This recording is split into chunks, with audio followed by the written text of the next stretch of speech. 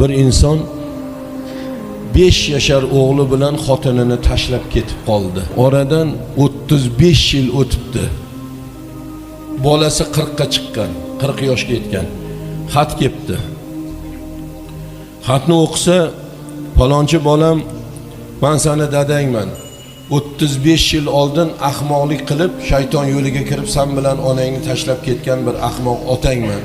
Mana qarib qoldim, yoshim balon yo'lga yetdi. Endi qarasam, men xor bo'lyapman. Menga boquvchi, menga bir e'tibor qiladigan odam yo'q. Shundan bolam qaytib borsam, meni qabul qilasanmi ota deb? Qabul qilasanmi yo'q? Farzand xat yozgan. Javob yozgan.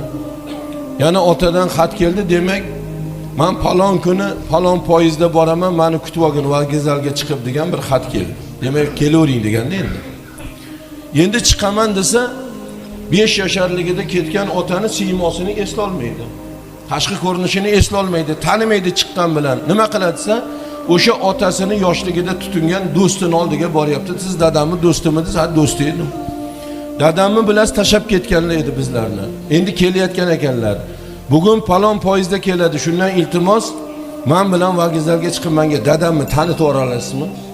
Mana shu dadang deb bersangiz bo'ldi, men o'zim kutib olaman. Ha, tanitaman, chiqaman. Vokzalga chiqibdi.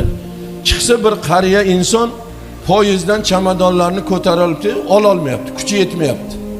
Haligi bola borib qoladi, "Key bolam, mana bu chamadonlarimni ko'tarishvar, tushirishvar, quvvatim yetmayapti" dedi otaxon. Iltimos, meni chalg'itmang, meni shu ishga buyurmang.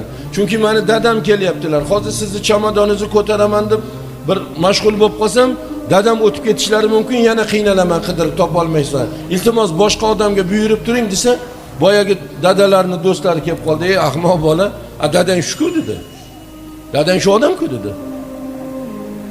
"Sen nimaga qayerdan qidirmoqsan?" dedi. "Mana dadang senga." "Ya dadam shumi? Sizmi dadam?" "Ha dada, menman." "Dada" dedi, "Sizni chamadonlaringiz yoqda tursin, men o'zingizni boshimda ko'taraman dada" dedi. Chunki men dadasiz o'sib, o'rtoqlarimdan malomat eshitib, suyagimgacha o'tib ketdi meni. Bu dadasi tashab ketgan, bu otasi yo'q, bu tirik yetimcha degan malomat ostida katta bo'ldim. Men sizni boshimda ko'taraman dada deb hurmat qiling.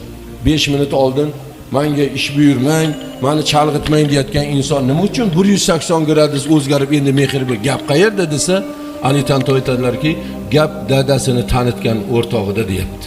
U tanitdi, uni fikri o'zgardi. Tanitganligi uchun hamma gap o'sha tanitgan o'rtog'ida. Birodarlar, sizlarga bugun shariatdan aytib turgan tanitadigan zotlar bor, alhamdulillah. Ahli ilmlar bor. Agar bular tanitmasa Xudoni, payg'ambarni tanitmasa, halolni, haromni tanitmasa, nima bo'ladi ahvol? Insonlar adirda o'sayotgan daraxtga o'xshaydi. Ularni abreska qilib kesib, chekanga qilib turmasang, g'ovlab ketadi degan.